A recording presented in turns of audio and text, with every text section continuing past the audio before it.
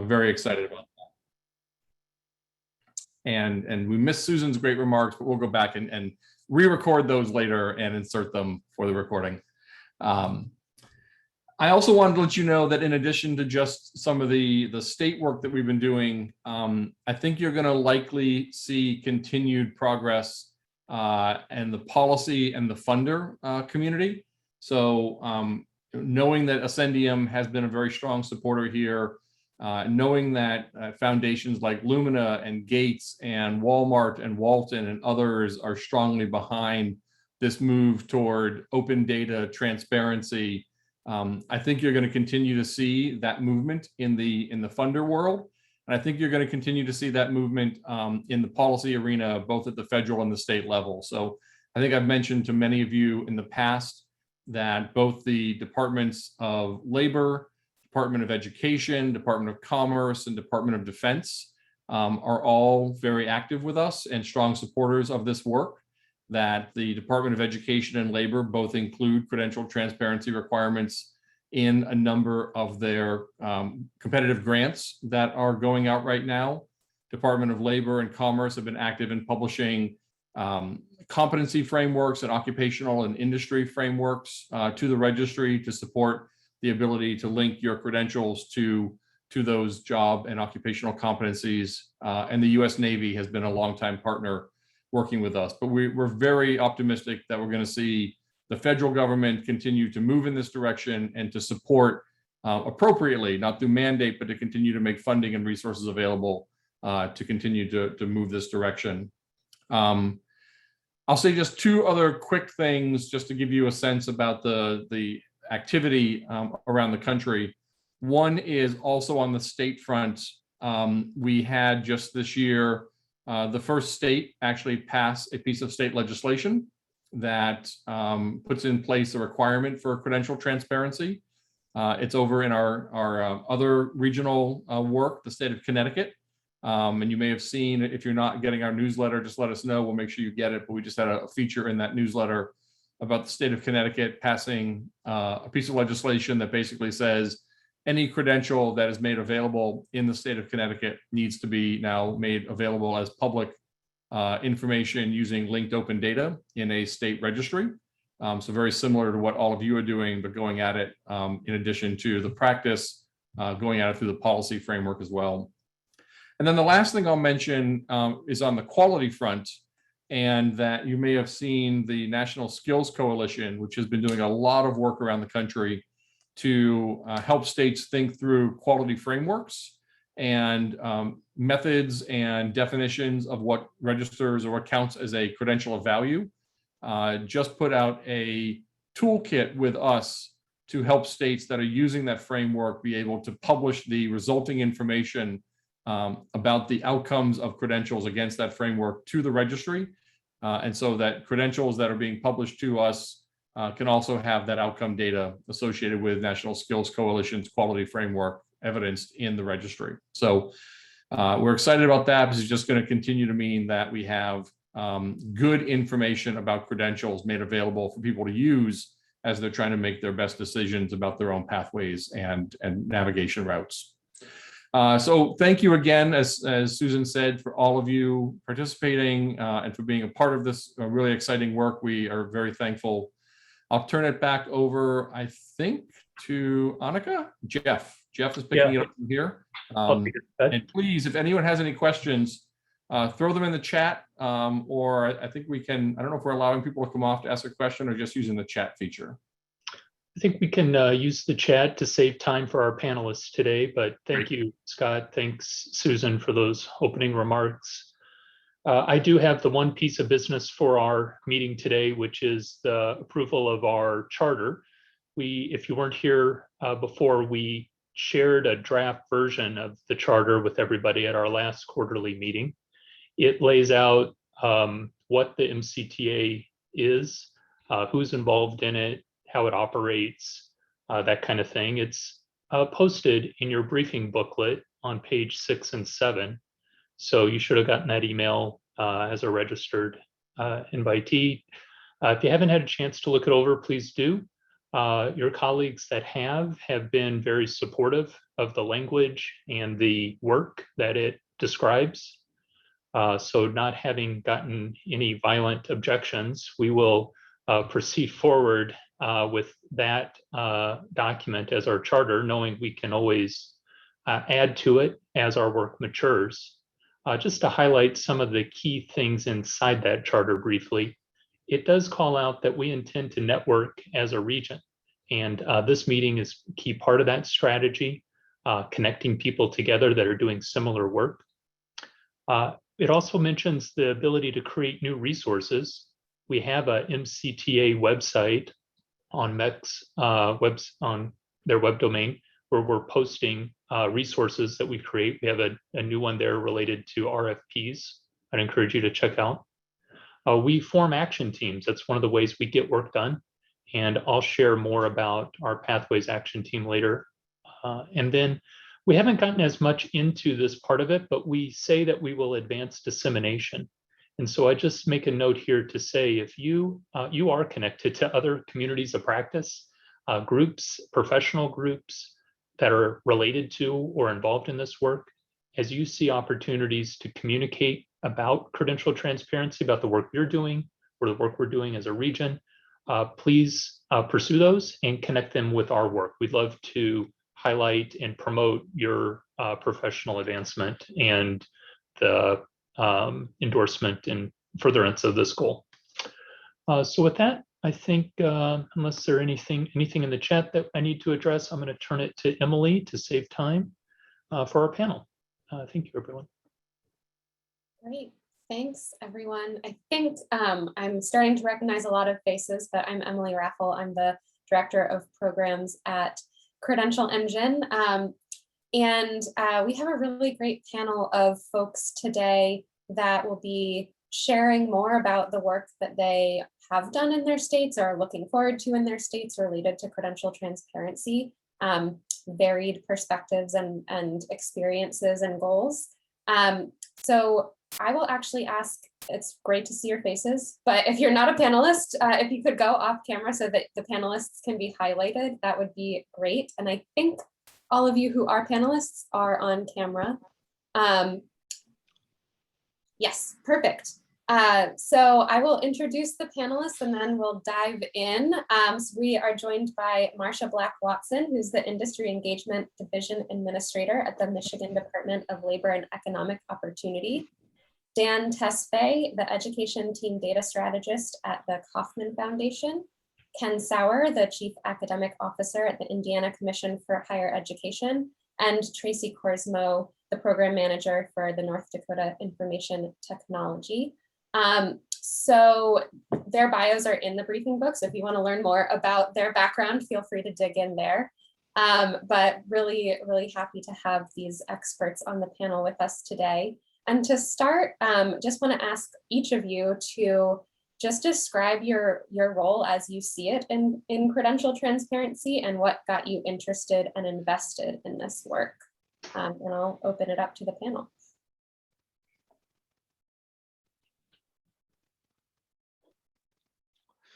Well, I'm Tracy Korsmo from North Dakota. I guess I'll open it up. Our interest in credential transparency really initiated from our electronic transcript initiative in North Dakota, where we have a state K-12 electronic transcript. And through grant funding, we moved that and started a strategy to create a digital transcript, which is something is published to the students' mobile wallet, and a web wallet, mobile wallet. And the implementation of the comprehensive learner record was used to actually articulate the data, standardize the data in the K-12 high school transcript, which was a huge effort and a very valuable effort working with IMS Global to produce that. And through the CLR then, the assertions of courses and competencies basically required the ability to articulate that data back to a framework of a state standard or a state course with standards. And we knew that this was going to grow into more credentials, certifications, credentials, and degrees. And we needed a way in that metadata to reference the credentials definitions to basically assert that certificate. That I'll turn it over. So I'm Marcia Black-Watson, again, from the Michigan Department of Labor and Economic Opportunity. And in my role as Industry Engagement Director, I'm responsible for working really directly with employers, with business organizations, and employer-led collaboratives to assist them in addressing their talent needs, and particularly those skill gaps. And we utilize innovative and very customized approaches to recruitment and to pre and post higher education and training, to placement and retention. And actually back in 2018, I'm proud to say our state was an early implementer of credential transparency and working with Credential Engine. My office was actually approached by sector partnership focused employers, encouraging the state of Michigan to focus on credential transparency and really to apply to be a Credential Engine state partner. And so meeting employer talent needs is the driving force behind our office. And so that request and those conversations that ensued beyond that really set us on a course of action to partnering with the state's workforce data and longitudinal system subject matter experts, to partnering with the Michigan Department of Education and many others to really look more into this effort and to sketch out a plan for making our 12 to 13,000 credentials more transparent in our state. And so it quickly became apparent that credential transparency is a workforce development tool, and it will be a great addition to some of our resources, particularly the long-term resources that we have in our toolbox to assist employers with talent development and addressing skill gaps. And so considering that credential transparency, it really informs and it speaks to those customized approaches that we deliver through a number of different programs in partnership with our workforce development system, our educational system, and nonprofits that are focused on workforce development, particularly as you think about recruitment and as you think about pre and post higher education and training, and even retention. So that's really how we got involved. That's how we really decided to make the investment in credential transparency, and knowing that while we are very focused on approaching employers for workforce development strategies, that this work would produce better outcomes for students, job seekers, and workers. Well, the work of scaling up Credential Engine in Indiana was initiated by the Indiana Commission for Higher Education. Although right from the start, we reached out to other state agencies to get them involved, and of course partnered with all of our 2- and 4-year public institutions. The work in Indiana began back in March of 2017. We actually were the first state to commit to scaling up Credential Engine. And the question of what got me interested, what got me invested in this work, I've been the chief academic officer here at the commission for over 3 decades, and I saw Credential Engine as a means to break down data silos, to link data together in a way that we have never been able to link data together before, and to make all of that data very accessible and transparent to learners as well as policymakers, to promote informed decision making, not only for individuals who are considering educational or training opportunities, but also to the state policymakers as well. And like Tracy, I'd also say that Indiana's e-transcript initiative also played a part in our interest. At the time, it was only a sort of a hope that we could link that initiative to the credential engine work. But now through our statewide license with Parchment and Parchment's ability to include a navigation link to the registry with the digital credentials that they issue through their award product, we were able to achieve that link. So it was very exciting to us.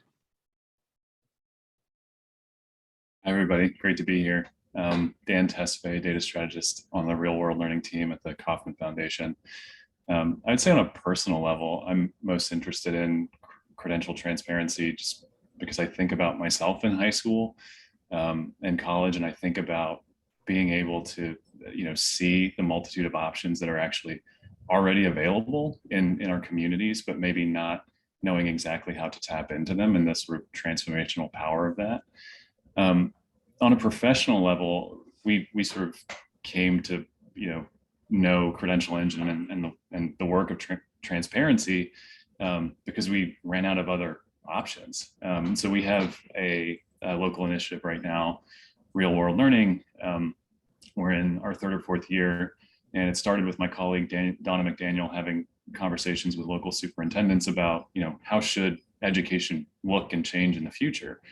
And they sort of rallied around this concept of market value assets. And at this point, 83% of our high school students in the Kansas City area in our 6 counties are under the guidance of a superintendent who has agreed that all students will graduate with either an internship, a client project, an industry recognized credential that's vetted for some applicability in the labor market, an entrepreneurial experience, or 9 or more hours of college credit.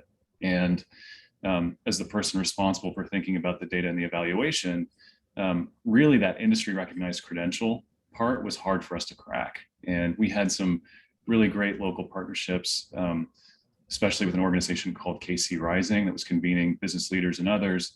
And they led an initial effort to sort of look at the credentials that we knew students were earning in the area and really just bring the list and sort of go through that sort of manual process of, would you hire on this, or is this a differentiator? Is it something you even know about? We tried to improve upon that by, using, building on that great work, but using labor market data tools and state lists for credentials and things like that. And we found that, this is not a 2-dimensional problem. It's a multi-dimensional problem. And that's when we just started to realize, wow, this is bigger than a small geography. It's bigger than any one group of people around a table. And we're just, we're thrilled to be working with the Credential Engine to think about applications for, how our local stakeholders can benefit from this, but hopefully even, we can work with states and in ways to support their efforts as well.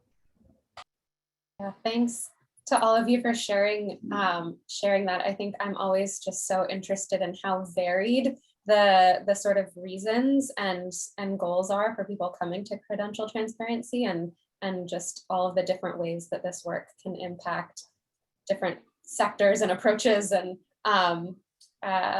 just the wide reaching opportunities that we have here. So wanted to dig in a little bit more to each of your sort of roles and scope of work. So Ken, I'll start with you and ask, since you have been working with us the longest and we're so appreciative of that partnership, what are you most proud of that you've accomplished sort of related to credential transparency in Indiana? Well, I think a couple of things, Emilie. First of all,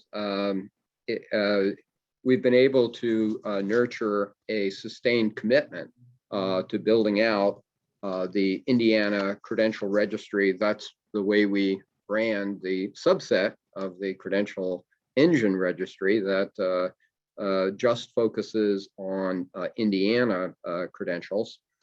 And that commitment has been 4.5 years now since we formally got started scaling up the credential engine, and it just it takes a lot of work, but there are also a lot of benefits. And since we were the first state, there were some things that working with you and your colleagues at Credential Engine, we had to try to figure out. But we've, I think through our partnership, we've been able to accomplish a lot and add some important descriptors to the CTDL. I guess the other thing that I feel really good about is the breadth of information that we have published in the Indiana Credential Registry. So in addition to publishing all 2- and 4-year certificates and degree programs offered by all of our 2- and 4-year institutions, and basic information associated with that, we have also published other information that is important for decision making. So for example, linking programs to the professional licenses that they prepare graduates to be eligible to earn. And going beyond that to publish pass rates on licensure exams. We've done that in nursing. We're doing that for a few other fields. And we really want to build that out to all licensed professions in the state of Indiana. Certifications is another area which is very, very important at all levels. And while certifications tend to be highlighted at the secondary and community college level, there's really a continuum of certifications, and we need to publish as many of those as we can. We publish some now and link those to programs that prepare people to earn those certifications, but we need to do more work. Dual credit is another area, and competencies. We now have the competencies published for all of our associate degrees offered by our statewide community college, Ivy Tech, and we will soon have the competencies published for certifications. I could go on to some other areas, ETPL, apprenticeships, accreditation, but I'll stop there. Yeah, thanks, Ken. And we included a link to what we call the Indiana success story in that briefing book. So if you want to learn a little bit more about the work they've done, you can read that there. This is a great segue because I was going to turn to Tracy anyway, but we have a question in the chat about just wanting to understand a little bit more about how the K-12 transcript connects to the Credential Engine, and if the connection is focused on CTE and dual credit course completion and things like that. And so my sort of broad question to you, Tracy, is sort of what are the broad opportunities that you see in North Dakota that our work will help accomplish? And then specifically, again, how does the e-transcript work fit into that? Yeah, and I wish I had more demo screens for you. Okay. So when we started this project using the K-12 transcript as a starting project of publishing a credential, the ultimate goal was to provide a lifelong learner record that was governed and managed by the holder or the person, and ultimately a learner and employment record where competencies are mapped to skills and basically trying to get out into the workforce. So we are expanding on that now.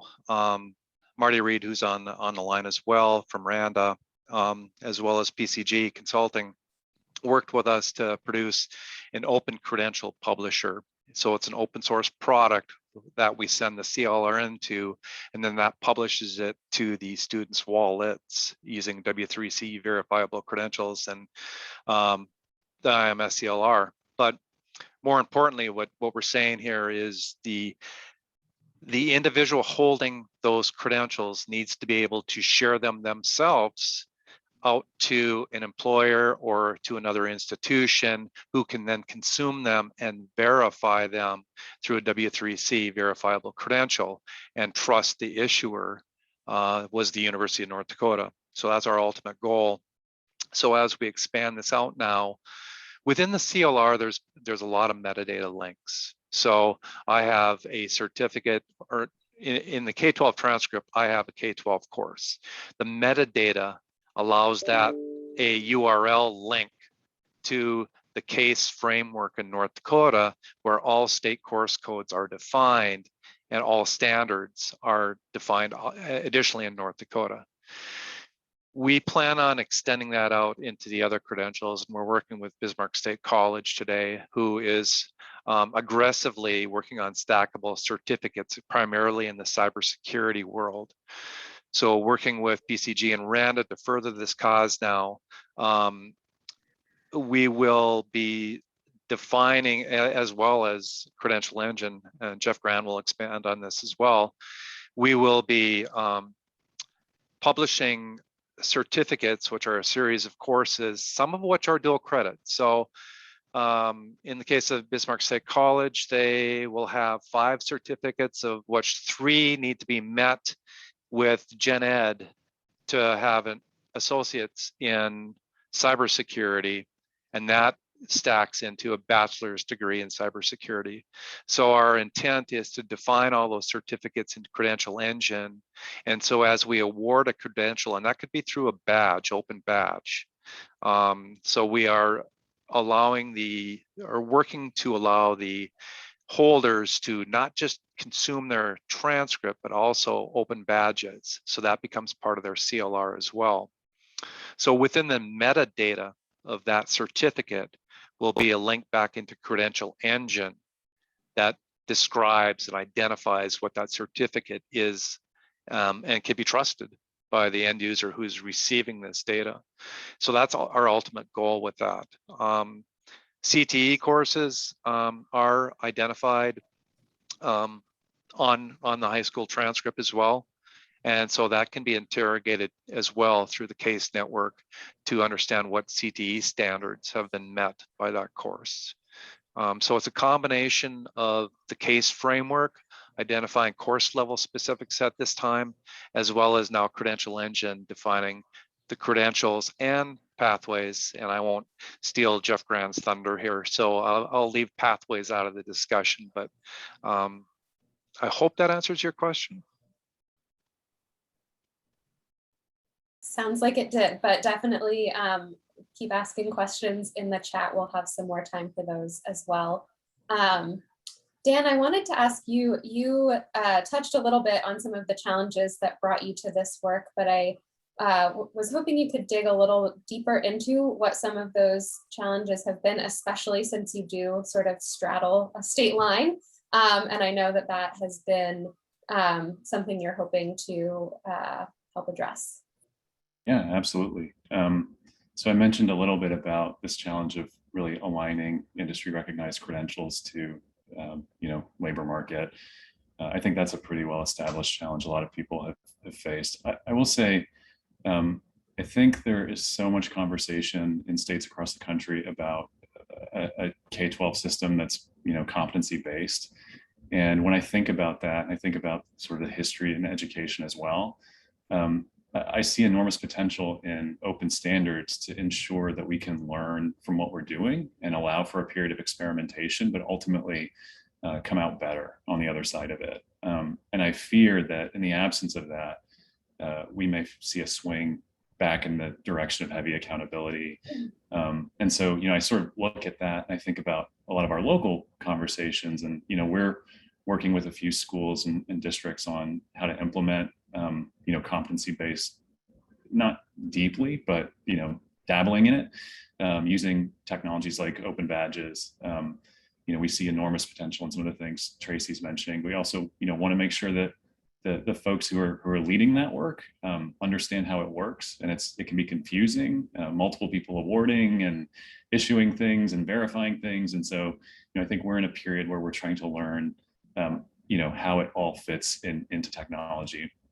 I think, you also have so much innovation on the higher ed side. I think we talked about stackable credentials a lot, and we hear about, desire to understand which stackables are the ones we should be emphasizing in our schools, and also how they fit together. And you sort of play that out a few steps, and it doesn't get any easier without really reimagining, all of this from a data perspective. And so, I think we can get to a system that is more aligned, that really eventually empowers better research in the short term.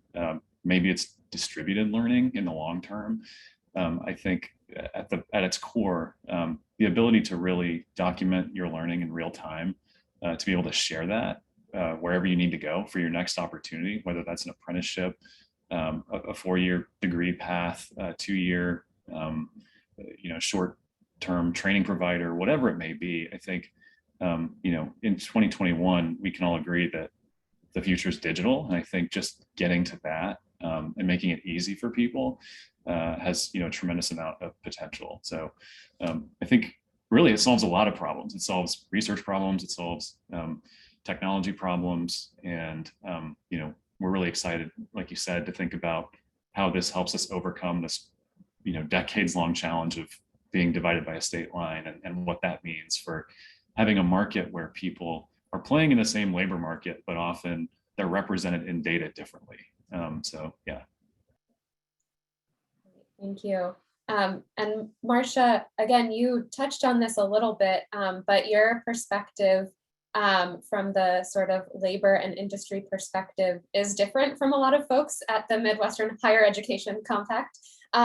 Michigan does not have a traditional SHIO role, but I was hoping you could just share a little bit more about how that labor and industry engagement perspective influences the work you're doing towards credential transparency, and also maybe share a little bit about the Reimagine Workforce grant that you have been working towards, because I know that is working towards sort of connecting a lot of these dots as well.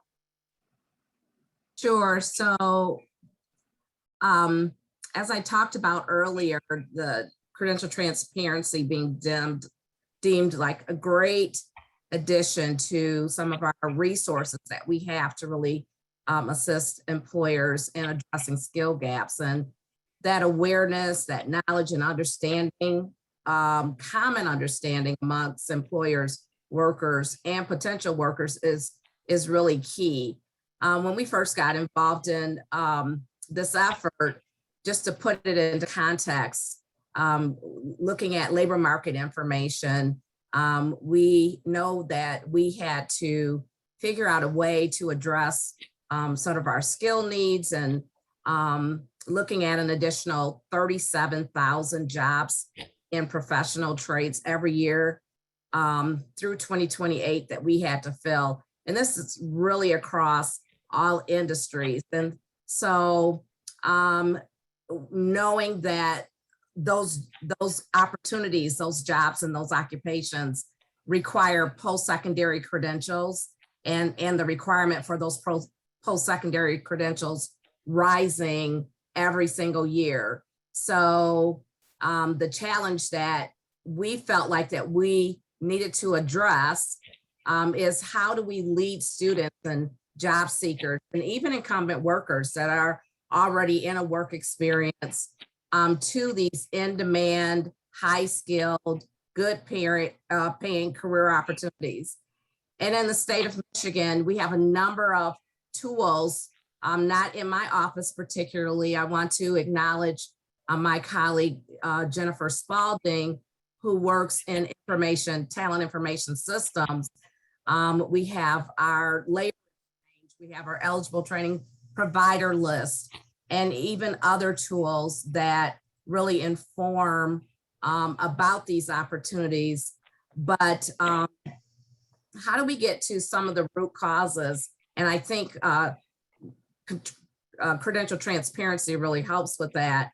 Oftentimes the skills gap is not just the lack of available workforce, but it's about students, job seekers making uninformed decisions and about their education and training pursuits, and the likelihood that those pursuits are going to lead to an in-demand career pathway. And that's what we work with employers about. So this credential transparency is really an opportunity to enhance the tools that we have. I've heard others saying plugging in credential engine information to this tool and that tool. And so that's really one of our efforts and plans, as well as how do we enhance our eligible training provider list with more information regarding the credentials and the learning opportunities that's available.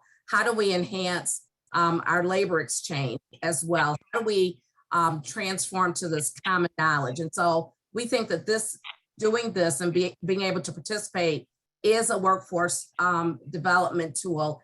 At the time that we started our credential transparency efforts, as we were looking at our Michigan residents with post-secondary credentials, it was only 45%. And so you asked about sort of how does this align to some of the goals that we have. It's in direct alignment with our governor's statewide goal to increase the number of Michigan residents with post-secondary credentials. And there's actually an effort of increasing that to 60% by 2030, as well as legislative supported initiatives such as Futures for Frontliners and Michigan Reconnect. So of ultimate importance is that effort, the ability to really identify and promote those credentials related to occupations that are truly in demand. But most importantly, we've heard the term industry recognized credentials, so that are of value to industry as well. And so there's just a true alignment, the encouragement and getting the powers to be online has not been a heavy lift, because it is truly apparent of this help that will go towards workforce development. Now, you asked about that particular project. I cannot really speak to that project. That's another part of our agency. Certainly, we have been supporting that project by sharing capacity and work that's supported, but I don't want to misrepresent what has occurred with that. And maybe if there's a chance later, Jenny may be able to provide information on that project. Sure. Yeah. And this is a good opportunity to say that we can continue sharing resources and news and things from all of the states in the Midwest through the listserv and through this this group. So we will, this will not be the last time that you can share information with each other. There's a question in the chat for you, Marcia. Are you working with universities on meeting the post-secondary workforce openings, particularly customizing with companies to meet their needs, I assume, with credentials? And that might be outside your scope of work too. No, it really isn't. And so certainly we do have partners both with our four-year universities as well as with our two-year community colleges. And there are partnerships. And one aspect of the office that I'm responsible for are sector partnerships. And those are always opportunities to engage and connect industry with education. And what we particularly support is developing those employment, training, and education opportunities, customizing the programs that support that.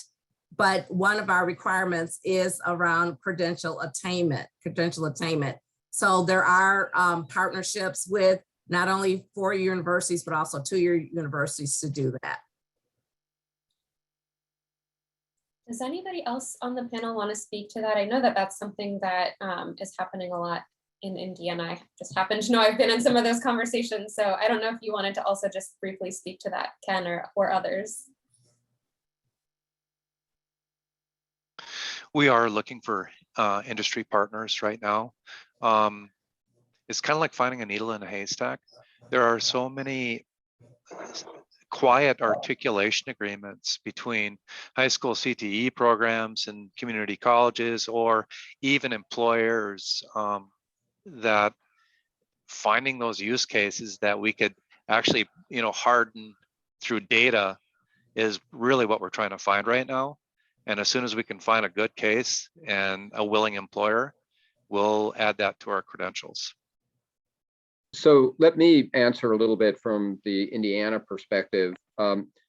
We have focused a lot of attention on dual credit and how we can publish information about opportunities, pathways to the registry. So in Indiana, over 60% of the high school graduates have earned some form of post-secondary credit. We've had more than 2,000 students who have earned our Indiana College Core, which is a 30 semester hour general education core that is competency based and transfers throughout the public sector. What we want to do, what we have done, is publish more than 90 high schools to the registry that are designated by meeting a set of criteria as places where students in that high school have access to enough coursework, enough dual credit coursework, and other ways of earning post-secondary credit to complete that 30-hour core. And we are working on building that out so that more high schools have that available. We want to do exactly the same thing with our CTE programs. We've had a major redesign of all CTE programs within the state that is being implemented now. It will probably take a full 2 years to completely transform the CTE offerings, but that has started. And those CTE pathways are all, almost all, probably 90+% of them are aligned with post-secondary credentials. And those are credentials that are in our credential registry, so that as we publish information about career centers and high schools that have those CTE programs available to their students, information about the credentials and the competencies associated with them will be available to anyone who wants to get at that information. The last thing I'd mention is that our Department of Workforce Development has a list of promoted certifications. And these are all certifications that have gone through a review process that involves nominations by employers and vetting by other employers and state agency people to determine whether those certifications can be put on this promoted list. And these are the promoted certifications that are also associated with our CTE programs, so that students who complete those CTE programs, or in some cases partially complete them, will still have industry certifications that they can earn. And we want to spell out those pathways so the choices are very clear to both students, parents, counselors, principals. Great, thanks, Ken. Just to wrap up, we just have a couple more minutes, but I did want to ask each of you to just chime in. We've been focusing a lot on your own work within your states and regions. And just as sort of a closing thought, if you can just share a little bit what you think the opportunity for this group as a collaboration among all 12 Midwest states is, and how we can best work together.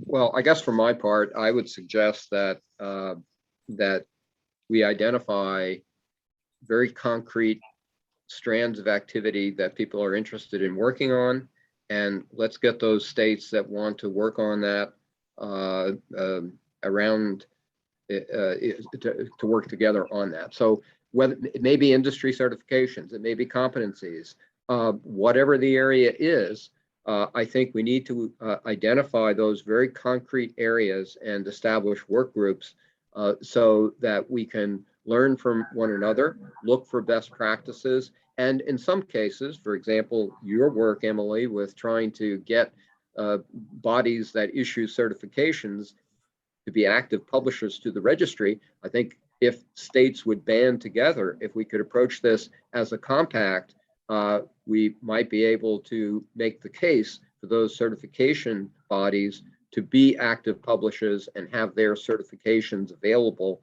on the registry. Thanks, Ken. Yeah, Emilie, I think it's a real opportunity to work regionally. We have actually tried to do some of that in our state to work regionally, but certainly amongst several states, just having that greater awareness and opportunity to look for gaps and to provide assistance with that, to identify duplication and maybe learn from that, and driving to partnership out of that. I think it was said before of sharing the best practices, but also sharing of pain points. I know on our journey with credential transparency, we have reached out to other states who have provided guidance, who have provided technical assistance. And so I do think it's a great opportunity to have these states working together. Yeah, I would just agree. I think, there's tremendous power in being able to like share collective learning, and then, to Ken's point, actioning that in specific projects and things like that. I guess one thing that I get excited about is sort of even the future state beyond what Tracy's working on as well. Like, what are the things we haven't even thought of yet, and the problems we can solve if we sort of stay together. But yeah, I just love Ken's point too. If we can work together, we can influence how information is shared, used. I think it would be tremendously valuable for all Midwestern students and job seekers. And yeah, just excited for the future. Yeah, and I would say that, the day that a credential is published that's recognized by another state as part of the stackable certs is going to be a great day. There's already efforts, like Compass, that is or Passport, I'm sorry, that's happening between states. Should that be hardened within Credential Engine? There's already those type of efforts underway. I'm already trying to work with Iowa right now on sharing what we've already done with them, because they're going through an e-transcript initiative as well. I think it's really important that we hear what other states are doing, so we even know who to reach out to and leverage their efforts and their work. And that's what I am excited about doing, is the day that I can share our efforts with somebody else and save them time and money. It's success.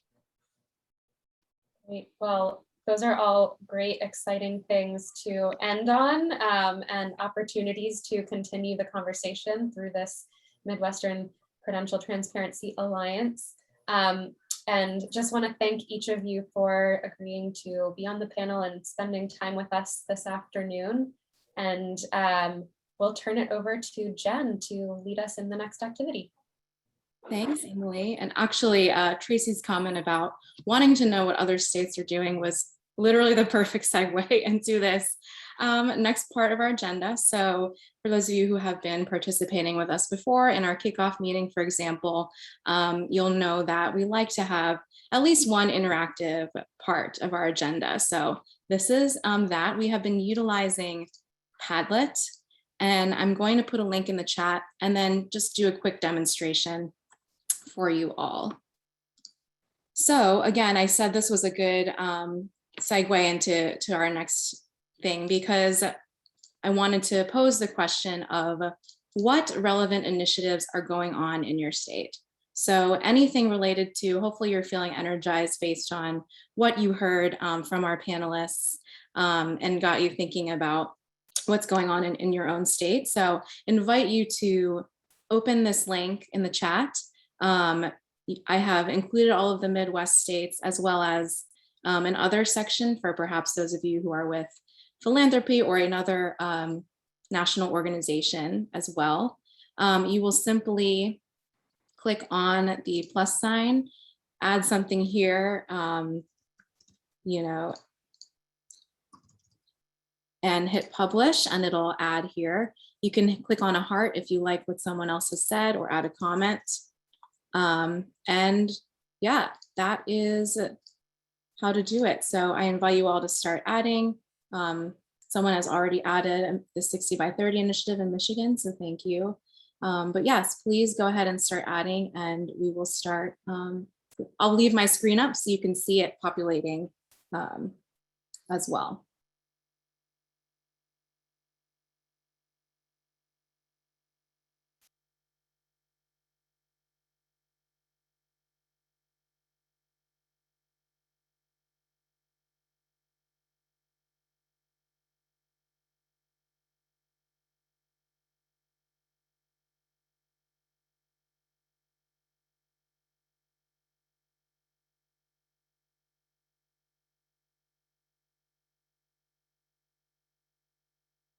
Michigan is leading the way so far, so I will keep my screen focused on it.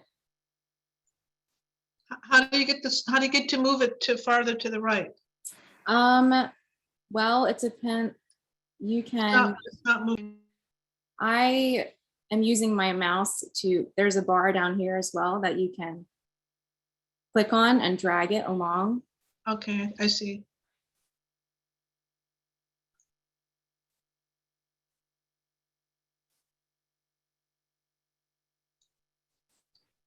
North Dakota has added publishing K-12 transcripts in a verifiable comprehensive learner record.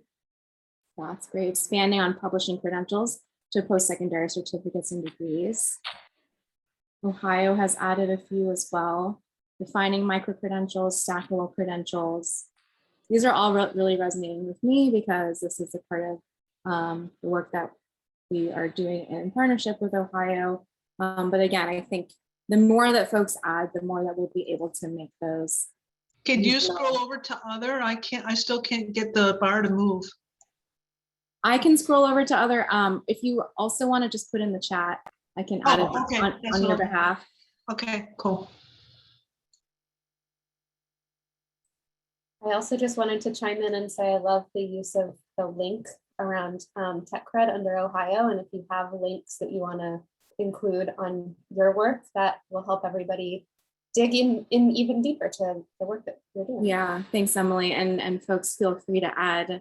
And thank you to this person who's added UW Milwaukee. You know, the more detail you can add, you don't have to share your name if you don't want to, but the more detail will be even more helpful to us.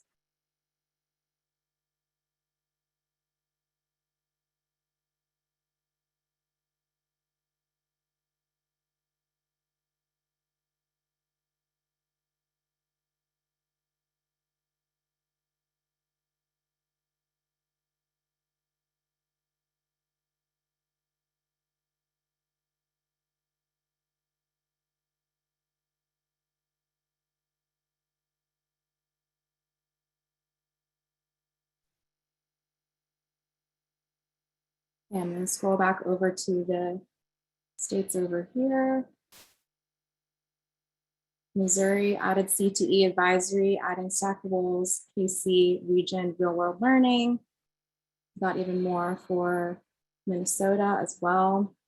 Defining quality non-degree credentials. I definitely expected that to be on here as well. I know many of the Midwest states are working on that.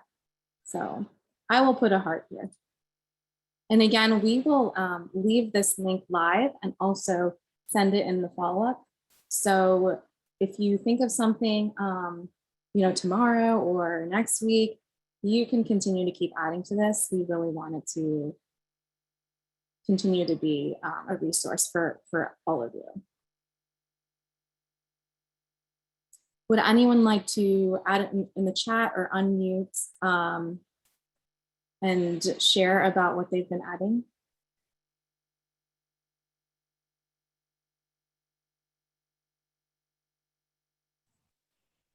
And Charmaine, I see your comment in the chat. I will go ahead and add that.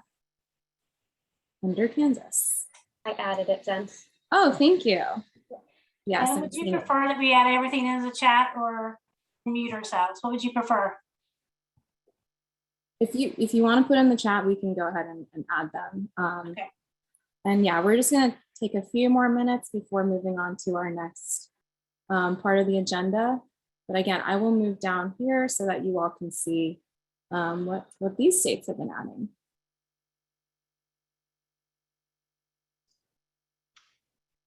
Can I just ask for clarification from Illinois? I'm not sure what a POS model is.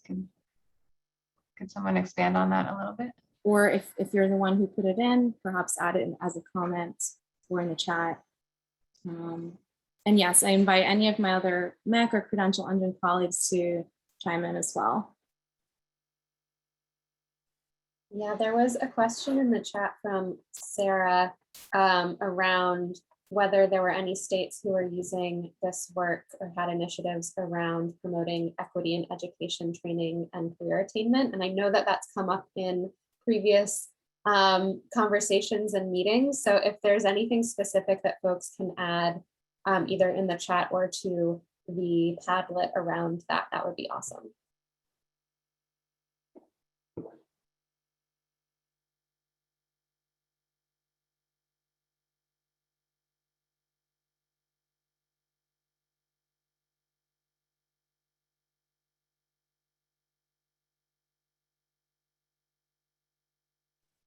All right, well, thank you all very much. I will say last call for now for adding to this Padlet.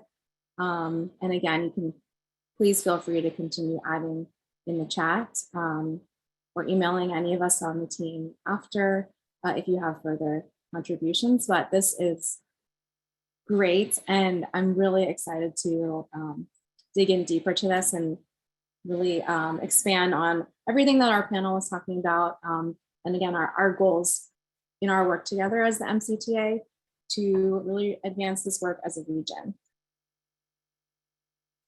So with that, I'll go ahead and stop sharing and I'll turn it over to Jeff.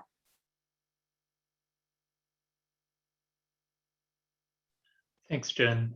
And thanks everyone for adding and so much to those Padlets. We end up as a team poring over those after these meetings and have gained a lot of insight into the activity going on across the Midwest.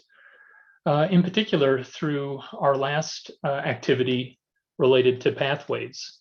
And what I'm going to do is share a little about that work, the research that we've been doing, and then ultimately ask you again to share through another Padlet exercise about ways that we could improve pathways in the Midwest. So I'm going to share my screen so I can present some of this info. Let's see. Is that coming through okay? Looks good, Jeff. Okay, thank you. Yeah, so as a little context, usually we tell people we're involved in thinking about pathways, and then the question is, well, what do you define as a pathway? Because there are a lot of ways that different organizations use that term. For our action team, what we did was realize that there's not necessarily just one type of pathway, because people seek all kinds of ways to advance their career. And so we took a very permissive definition, and it kind of stems very naturally from this metaphor to a transit map. If you ever traveled to another city, you found yourself looking up, how do I get from where I'm at now to where I want to go? What are the stops along the way? And what are the connections that I need to understand to get there? And pathways can be thought of in that way as well, where there's a variety of destinations and components along this pathway, and then there are connections that can be described to get there. And so those components could be any number of things. We think about credentials a lot, but They just as well could be jobs or competencies, assessments, list here, a work experience, or even other pathways. There could be connections between pathways. And yes, I'll make sure the deck is available in the email that goes out with the recording too. So, because good info in here, I'll move kind of quickly along. With that high level definition of a pathway, you could imagine a user asking some very basic things like, well, what kind of pathways are there for me? Just searching out what kind of pathways should I understand and know about? Conversely, you could be on a pathway, you could be knowing what your destination is, but you don't necessarily know how to get there and what are the different options in front of you to navigate towards your goal. And a little more advanced but important use case here is around optimizing your path. So I might be on a pathway, I may have already committed to some credentials or some employed at a particular job, but I want to save time, I want to save money, I need to move, and this is interesting from a regional standpoint. I may need to move to another state. How do I continue on this pathway? And through the digital credential work that has been talked about already, those kinds of use cases can be more and more realized, assuming we have good data about these pathways. So our action team has been researching all the different ways pathways are being articulated in the Midwest. And just to give you a sense of what we're talking about here, I've got some examples to just kind of flesh this out a little bit. Here in Missouri, for example, is a very classic example of a career pathway in the field of healthcare. So these are different jobs that lead to higher level jobs. And people, new to a field coming into the healthcare sector would need some very basic information here about how these jobs connect to one another. There can be even more detail in specific sectors. Here's an example from a national organization focused on cybersecurity, a growing field for sure, where not only do they have these entry-level, mid-level, advanced levels and they have connections amongst them between them, but then they're overlaying additional detailed, very helpful information about, well, what kind of salary can I expect? What are the jobs? What are the competencies? What kind of education do I need? I've seen other examples where there's even links out to particular programs and say, well, if you want to qualify for a particular role, here's the kind of programming you need to consider obtaining. PLA, you don't think of prior learning assessment necessarily as a pathway, but it is an important component for people that connects their prior experience to a new credential, and it involves a lot of processes and details about what are the steps and components of the PLA process itself. So this is often much less structured, but you'll see things like this where there are tables of information. There's other industry recognized credentials, if you will. There are other certificates or licenses, and that those have a transfer value for other institutions. Similarly here, this is an example of the AP exam. So, my son has completed some of these. He's actually considering the University of Minnesota. So he's looking at this table, trying to figure out, okay, what kind of transfer value will my scores get on which courses for my degree program? We have a neat example here from Kansas, where they're able to consume a military transcript, the JST, and then offer through their tools this recommendation, these guidance about credits for particular courses at particular institutions, all based just on this occupational code leveling information that people have access to. So again, this isn't necessarily even described as a pathway, but it's connecting important components together that people need to traverse to get to their goals, their destinations. Indiana, again, this is an example, can help with the core transfer library.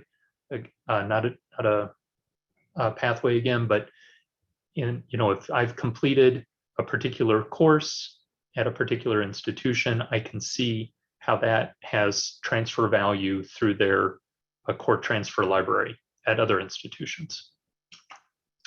I think Tracy mentioned the interstate passport. This is a really innovative national example where once I complete for folks, institutions that have joined or states that have joined this membership model and had their curriculum evaluated, once a student completes their gen ed requirements as a block, those those gen ed requirements are satisfied at any other institution that is part of this program, and that can actually transfer on the student's transcript itself. So it's another example where I'm moving across state lines, potentially moving between institutions, and having this information available in a comprehensive pathway could be beneficial to the learner. And just one more national example here from ECE. We've been working with them too around both their military guide and their national guide about course credit recommendations. They evaluate non-credit learning opportunities and make recommendations. Institutions can recognize these for credit into their programs. So a lot of examples. The thing that's a little provocative I'm going to suggest here is that all of these different examples actually have a very simple data model underneath them. This is the output of a task group that Credential Engine stood up about a year ago to define pathways in the CTDL schema. And I'm not going to go over all the details here, but an important piece is that you can identify a pathway as a pathway itself, just like you would define a credential in the registry. And inside that pathway, there can be many different types of components, each of which can be more fully described in the registry. So these are the component types that we support so far, including a basic component, which is very flexible to new types. If there is new types, haven't found that much of that. But anyway, they can all have a structure to them. So there's a sequence, and there can be conditions for traversing one node to the next. And those conditions can be fully described in the registry. So with a simple model like this, and it's just a couple of boxes and some arrows, you've got a way to capture all of the various pathways and the pathway components that we were looking at before. And so this was encouraging. We had a lot of interest in our last quarterly meeting about pathways. It was an overfilled session with Deb Everhart facilitating. And we thought, goodness, let's dig into that more. And so we just felt like we had broad interest. Pathways are a great strategy for connecting in with a variety of equity goals that institutions and states have set for themselves. We know there's active work. We're involved in that through the registry in many different ways. Some sectors, I mentioned cybersecurity for a reason. They're a young, growing, in-demand occupation. There's others like that that want to help grow in their profession and in the skill set of the nation. And we also recognize that there's a lot of money being spent across the Midwest states on pathways just in general, but also on the technology and services to create these, to document them, to communicate them to the public, to update and maintain them over time. And so all of that seemed like a right context for our team. So we met about a month ago and set us a task of documenting all the pathways in the Midwest. And to date, we've identified quite a few, 691 pathways in the Midwest. I've got a link here in the chat, and I'm going to see if I can just copy that and paste it into the chat so folks can see the spreadsheet for themselves. Everyone has open access, write access on this actually. So I'd encourage you to click the link, take a look at the pathways we've identified. If you know of a pathway that's not on that list, please add it. That would be very helpful for us. Because what we're trying to do is figure out how do we identify common patterns and take collective action as a group to support making these pathways more publicly accessible through the registry and through tools that you're using that are connected to that registry. Just some of the summary here about the pathway findings. The vast majority of them are career and technical education pathways. Almost every state we looked at has some Perkins dollars that have been allotted to create career pathways. And we've tried to identify all of those in that spreadsheet. Those pathways contain credentials. 97% of them contain some reference to credentials, either specific credentials or general classes of credentials, like a bachelor's degree versus an associate's degree, that kind of thing. Many contain course level details.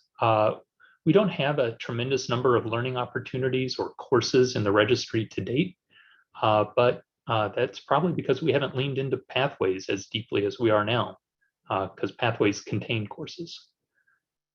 They also naturally contain occupations and jobs. You can see the percentages here.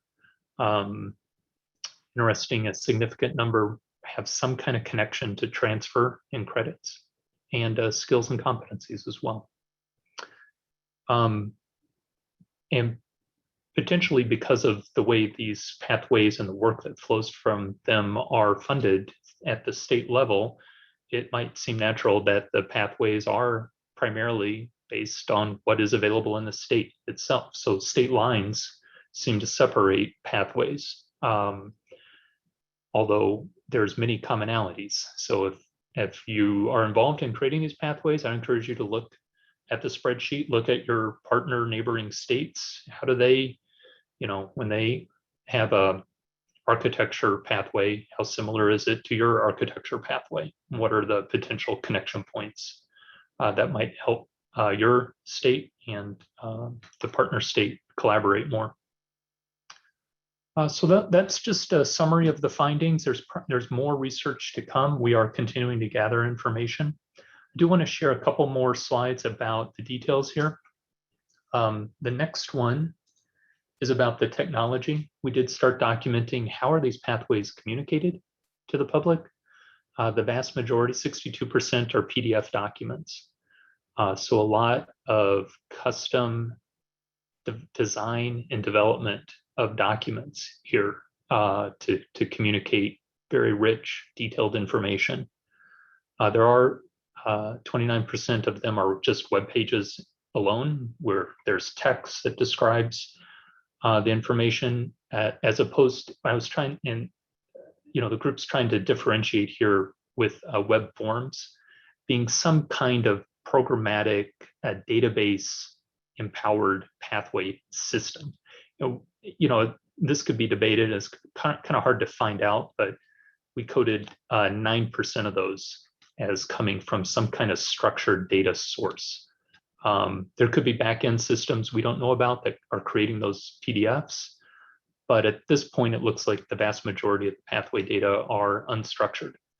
And so that will be one of the challenges to getting the pathway data into the registry, is moving from unstructured data to structured data.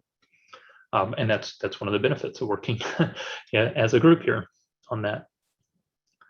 I had a couple call outs, saw a lot of templates, very similar pathway structure for different sectors. And then to be flexible, people would use notes or caveats to say that this connection works except in these conditions, or if it's completed within this period of time or not. Those are all important bits of information, but we'll want to learn more about how to handle those in a structured data sense instead of just comments. As you might expect, there's some broken links, and then I did start trying to document some of the tech providers, product service providers that were mentioned on these sites. I'm sure there are more, but all of these groups are great partners in helping us improve on the pathways and make them more easily accessible and usable by the public. So that's the technology piece. We did go a layer deeper just around CTDL in the schema. I mentioned we have that data model. So far, we haven't found anything in a pathway that couldn't be expressed with that model. I just list what are some of the most common utilized terms here from CTDL. But we also went a layer deeper with the Bismarck State College's cybersecurity pathway that Tracy mentioned by having it published in the sandbox so you can see how that works. And that's kind of this first step towards getting a more integrated workflow so that people can publish these on a regular basis. So this is the cybersecurity pathway. It's got several steps, several credentials. Some of these credentials stack into one another for quicker movement along the career pathway. And so the deck will have that link in the slides. And then here is a screenshot of how that pathway is represented in our credential finder tool. And again, this is really just for proof of concept. The vision is that once these data are structured and available to the public, all of those vendors that you're partnering with to display these data will come up with tailored designs for particular users, and it's involved, but ways of displaying this information to the right person at the right time for the right decision. This is really just illustrative of the capability of the registry. So that is the primary finding, and just knowing we're close on time, I'm going to move right into this idea of a maturity model where on one side here we have our current state, some of the gaps around our current state, and then on the right side we have this future state envisioned. So instead of pathways being hard to create and manage, we would like them in the future to be part of workflows and relatively easy for people to create and manage. Some of them are outdated. It's hard to know how current the pathways are, but if they were connected to the labor market in a more dynamic system, they could be more up to date. Our team has been challenged to find these pathways. We have our tricks, but it would be better if they were ubiquitous, easy to access, widely accessible to people. It's questionable about whether everyone can understand this information. We're sort of a group of experts here that think about this a lot, but it's important that pathways are understandable by everybody and that there aren't important gaps that prevent those users from making decisions about traversing their pathway. The transfer is a great example of that, where we need an integration of detailed information about transfer value into the pathway to know about connections across institutions. And that all naturally involves connections. Very few pathways are connected explicitly to one another now. We could change that. We could have a more structured way of connecting pathways together. And this last piece here about a generic user or a traditional user is just highlighting how undifferentiated many of the pathways are.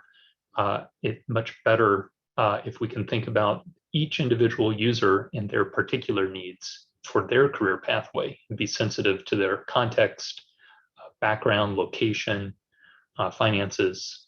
There are some emerging examples from the military I found, but there are other populations that could similarly benefit from that kind of design work around pathways. So I went over a lot of material very quickly, but I was successful in leaving us 5 minutes for a little interactive work around how can we improve pathways. And I have a link here that I will put in the chat to a Padlet exercise, because I suspect each of you have some great ideas about work that we could or should be doing as an action team to improve pathways in the Midwest. So this is just an open open invitation. I'd encourage you to think both short-term, long-term, tech, policy, training, what have you. Any way that we could make improvements on that maturity model would be appreciated. So let's take a couple minutes and do that.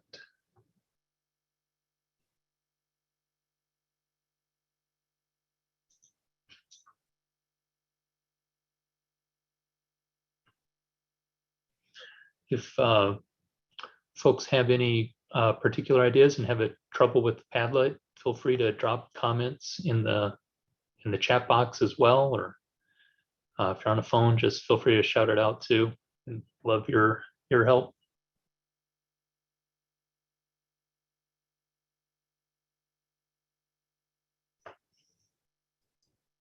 Just note to add to the Padlet, you can click on the little plus sign in the bottom left corner. You can just double click anywhere in that blue grid space.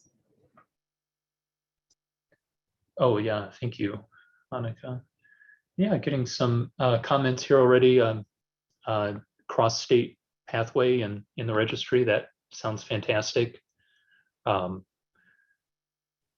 We've got a couple examples from national organizations that have already built some cross-state, work that we could build on, and then define some additional work if two particular states want to work together about cross-state pathways. We could capture that.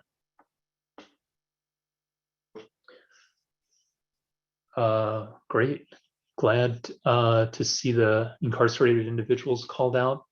Again, as like a population group, there's unique needs there. We know about those. We could use our ed tech and data world to serve those folks specifically. And that would be fantastic. I've done a little outreach to some of those organizations that serve incarcerated populations, but leaning into that would be fantastic, especially anyone on the call who has active work with that population and could connect us. Very much appreciate that.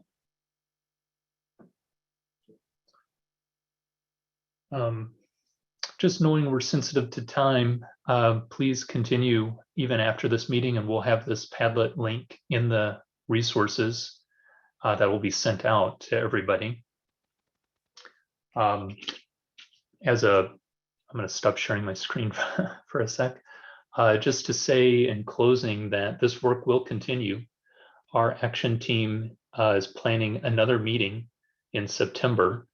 So if you'd like to, if you haven't joined yet and want to get connected to that, I'm going to put the link to sign up in the chat here for everybody. It will be in the materials as well that go out. But what we're looking to do is to define a brief that captures some specific action items, just like been intending to do, that can help us move forward as a region on pathways.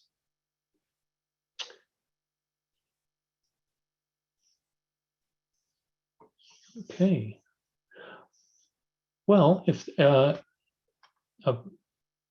Annika, unless there's anything else, I think we're good on our time, and just wanted to say thank you to everyone for such a fantastic program and helping the region work together on credential transparency broadly. So much appreciated, everyone. Thank you. Yes, thank you very much for joining us today. We will be sending out links, all the links that were mentioned today, to PowerPoints, Padlets, all the notes from today via email, via a list server. They will also be posted on MEC's website under the Midwest Credential Transparency Alliance page. So you can always go there for copies of the materials.